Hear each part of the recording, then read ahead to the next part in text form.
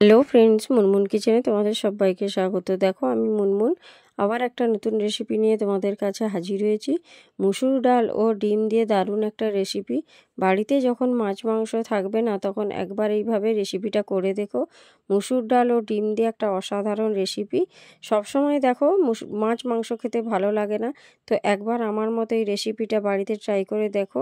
ছোট বড় সবার কিন্তু খুব মজা করে খাবে, একদম অভিনব একটা রেসিপি। তো সম্পূর্ণ রেসিপিটা দেখো তোমাদের সঙ্গে শেয়ার করছি। তো দেখো প্রথমে আমি 200 গ্রাম মতো মসুর ডালকে 2-3 ঘন্টা মতো ভিজিয়ে রেখেছিলাম।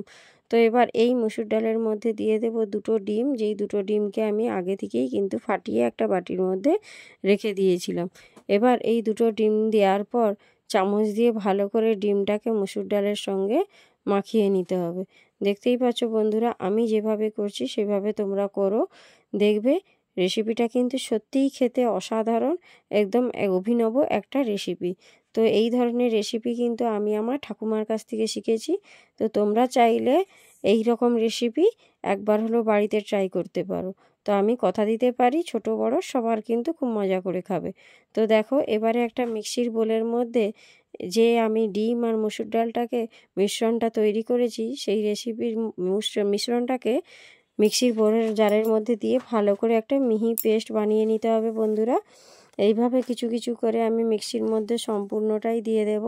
দিয়ে দেখো একটা মিহি পেস্ট আমি বানিয়ে নিয়েছি, দেখতে পাচ্ছ বন্ধুরা যে পেস্টটা কতটা মিহি হয়েছে। এবারে এই পেস্টটা আমি একটা পাত্রের মধ্যে দেখো ঢেলে নিয়েছি। এবারে এর মধ্যে দিয়ে দেব 2 চামচ মতো বেসন। তো তোমরা তোমাদের প্রয়োজন মতো বাড়ির সদস্য সংখ্যা অনুযায়ী পরিমাণটা বাড়িয়ে বা কমিয়ে নিবে। তারপর এর মধ্যে দিয়ে দিলাম স্বাদ মতো লবণ, তারপরে দিয়ে দিলাম হলুদ গুঁড়ো, আর দিয়ে দেব হাফ চামচ লঙ্কার গুঁড়ো, তারপরে দিয়ে দেব হাফ চামচ মতো ধনে গুঁড়ো।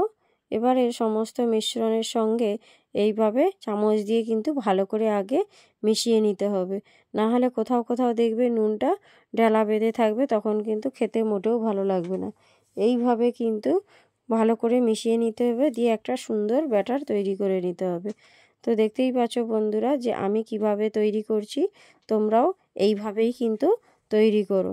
এইভাবে কিন্তু ভালো করে একটু মিশিয়ে নিতে হবে, নাহলে দেখবে বেসনটা খানিক জায়গায় ডালা বেঁধে থেকে যাবে। তো দেখতে পাচ্ছ মিশ্রণটা আমার একেবারে রেডি। এবারে একটা থালার মধ্যে আমি তেল গুলিয়ে নিয়েছিলাম, রিফাইন তেল, আর ব্যাটারটা ওই থালার ওপর সমস্তটাই দিয়ে দিলাম।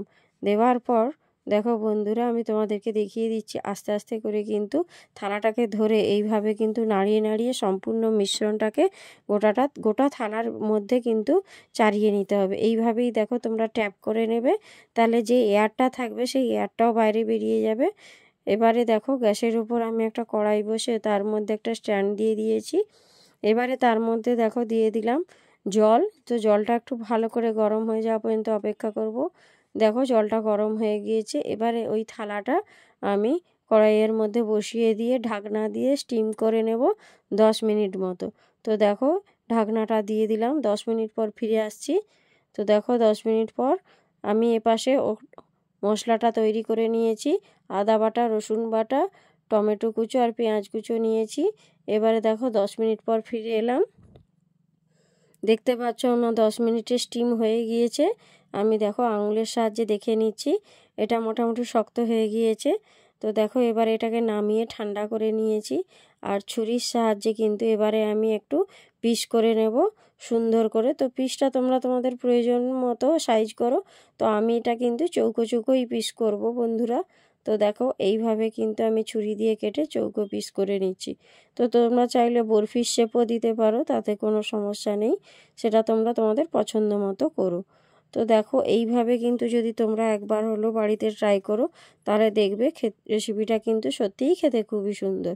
হয়তো আমি না বানালে হয়তো বলতেই পারতাম না যে এতটা সুন্দর হয় বলে। তো বাড়িতে তো দেখো বন্ধুরা সব সময় কি মাছ মাংস খেতে ভালো লাগে, আর সব সময় বাড়িতে হয়তো মাছ মাংসটা থাকেও না, তখন তোমরা এই রেসিপিটা একবার হলেও বাড়িতে ট্রাই করে দেখো, সবার কিন্তু খুবই ভালো লাগবে। তো দেখো তোমাদের সঙ্গে কথা বলতে বলতে আমার পিসগুলো সুন্দরভাবে কাটা হয়ে গিয়েছে। দেখো একটা প্লেটের মধ্যে রেখে দিয়েছি, দেখো তোমাদেরকে দেখিয়ে দিচ্ছি পিসগুলো কত সুন্দর হয়েছে। দুটো সাইড আমি তোমাদেরকে দেখিয়ে দিলাম। এবারে দেখো গ্যাসের উপর আমি একটা কড়াই বসিয়ে দিয়েছি। তো কড়াইটা ভালো করে গরম হয়ে গেলে ওর মধ্যে দিয়ে দেব সরষের তেল। তো তেলটা একটু গরম হয়ে যাওয়া পর্যন্ত আমি অপেক্ষা করব। এর মধ্যে দিয়ে দেব কেটে রাখা আলুগুলোকে মোটামুটি দেখো নেড়ে চেড়ে কিন্তু ভালো করে ভেজে নিতে হবে। এই সময় কিন্তু গ্যাসের ফ্লেমটা একটু লো ফ্লেমে রেখে আলুগুলো কিন্তু তোমাদেরকে ভালো করে ভেজে নিতে হবে। তো দেখো আলুগুলো মোটামুটি আমার ভাজা হয়ে এসেছে। এবারে আমি কিন্তু আলুগুলোকে দেখো তুলে নিচ্ছি। তেল ঝারিয়ে সব আলুগুলোই আমি তুলে নেব একে একে করে। তো দেখতে থাকো, সঙ্গে থাকো এবং আমার রেসিপিগুলো একবার হলেও ট্রাই করো বাড়িতে। তো দেখো কড়াই এখনও পর্যন্ত অনেকটা তেল রয়েছে। ওর মধ্যে দিয়ে দিলাম আমি যে স্টিম করে রেখেছিলাম মসুর ডাল আর ডিমের যে স্টিম ভাপা করে রেখেছিলাম, সেইগুলো ভালো করে একটু ভেজে নিচ্ছি। তাহলে দেখবে এগুলো খেতেও কিন্তু খুব ভালো লাগবে, শুধু মুখেই কিন্তু খাওয়া হয়ে যাবে। এমনি ভাজাও কিন্তু গরম ভাতের সঙ্গে খেয়ে নিতে পারবে, এতটাই কিন্তু সুন্দর হয়। তো দেখো নেড়ে চেড়ে ভালো করে একটু লাল লাল করে ভাজা হয়ে গিয়েছে। এবার এগুলো কিন্তু আমি নামিয়ে নেব। এবারে দেখো ওই কড়ার মধ্যে দিয়ে দিলাম আবারও সর্ষের তেল। তো তেলটা গরম হয়ে যাওয়া পর্যন্ত অপেক্ষা করব। তো তেলটা দেখছি বন্ধুরা গরম হয়ে গিয়েছে। এর মধ্যে এবার আমি দিয়ে দেব কুচো করে রাখা রসুন, যে রসুনটা আমি তোমাদেরকে দেখিয়েছিলাম। তো রসুনটাকে বন্ধুরা ভালো করে ভেজে নিতে হবে, নাহলে রসুনের একটা কাঁচা গন্ধ ছাড়বে, তখন কিন্তু রেসিপিটা খেতে মোটেও ভালো হবে না। তো দেখতে পাচ্ছ রসুনটা মোটামুটি ভাজা হয়ে যেতে এর মধ্যে দিয়ে দিলাম কুচো করে রাখা পেঁয়াজটাকেও ভালো করে কিন্তু ভেজে নিতে হবে। তাহলে দেখবে পেঁয়াজটা সুন্দর ভাজা হয়ে গেলে কিন্তু তার একটা আলাদা সেন্ট আসে। তো দেখো রসুন আর পেঁয়াজটা মোটামুটি ভাজা আমার কমপ্লিট হয়ে গিয়েছে। এর মধ্যে আমি দিয়ে দিলাম বেটে রাখা আদা। তো আদা বাটাটা দিয়েও আবারও আমি কিন্তু কষিয়ে নেব। তো কষার সময় কিন্তু বন্ধুরা গ্যাসের ফ্লেমটা একটু লো ফ্লেমে রেখেই কিন্তু তোমরা কষবে, তাহলে কিন্তু মশলাটা তলায় ধরে যাবে না। তো দেখো কষানো হয়ে গিয়েছে, তেল ছেড়ে বেরিয়েছে। এবারে একে একে গুঁড়ো মশলা দিয়ে দিচ্ছি, হাফ চামচ মতো হলুদ গুঁড়ো, তারপরে দিলাম হাফ চামচ লঙ্কার গুঁড়ো, এবারে দিয়ে দিলাম হাফ চামচ ধনে গুঁড়ো। এবারে সমস্ত গুঁড়ো মশলাগুলোকে দিয়ে আবারও একটু কিছু সময় কষিয়ে নিচ্ছি। তো দেখো এইভাবেই কিন্তু ভালো করে মশলাটাকে কিন্তু কষতে হবে, নাহলে মশলার একটা কাঁচা গন্ধ ছাড়বে। তো দেখো কষতে কষতে একটা সময় কিন্তু দেখো মশলা থেকে তেল ছেড়ে বেরিয়ে আসবে। এই পর্যায়ের মধ্যে অ্যাড করে দিলাম কুচো করে রাখা টমেটো। তো টমেটোটা কুচো করে টমেটোটা দিয়ে ভালো করে একটু কষিয়ে নিতে হবে। টমেটোটা যতক্ষণ না গলে যাচ্ছে কিন্তু ততক্ষণ বন্ধুরা কষতে হবে। তো টমেটোটা গলে যাওয়ার জন্য দেখো আমি এখানে হাফ চামচ লবণ অ্যাড করলাম।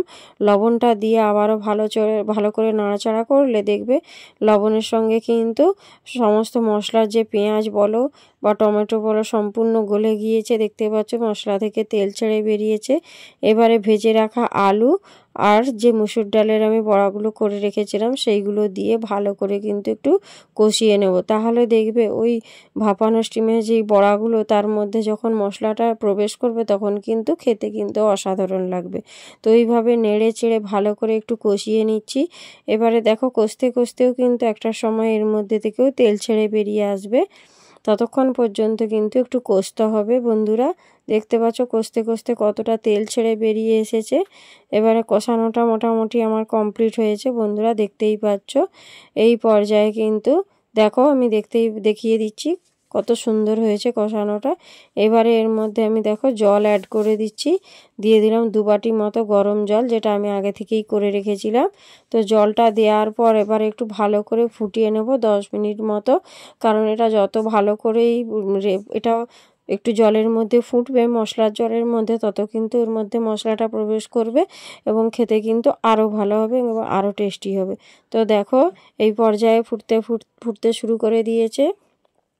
এবারে এর মধ্যে দিয়ে দিলাম স্বাদ মতো চিনিটা দিয়ে আরও 5-10 মিনিট মতো কিন্তু আমি ফুটিয়ে নেব। তারপরে দেখো বন্ধুরা তোমাদেরকে দেখিয়ে দিয়েছি কতটা পরিমাণ যে জলটা আছে ওটাও কিন্তু অনেকটাই খেঁচে নেবে। তো দেখো রেসিপিটা আমার একদম রেডি, কত সুন্দর কালার হয়েছে, দেখতেও কিন্তু অসাধারণ হয়েছে। গরম ভাতের সঙ্গে কিন্তু একেবারে জমে যাবে এবং বাচ্চারাও কিন্তু খুব মজা করে খাবে। এবার এটা গরম গরম আমি একটা বাটির মধ্যে সার্ভ করে নেব। দেখতে পাচ্ছ সার্ভ করে দিয়েছি, কালারটা কত সুন্দর হয়েছে। তো কার কার আমার রেসিপিটা ভালো লাগলো একটু লাইক কমেন্ট শেয়ার করে দিও। এরকম নিত্য নতুন রেসিপি পেতে আমার চ্যানেলটা সাবস্ক্রাইব করে আমার চ্যানেলের পাশে থেকো। তো আজকের মতো আমি এখানেই শেষ করছি। টাটা বাই বাই, দেখা হচ্ছে নেক্সট রেসিপি।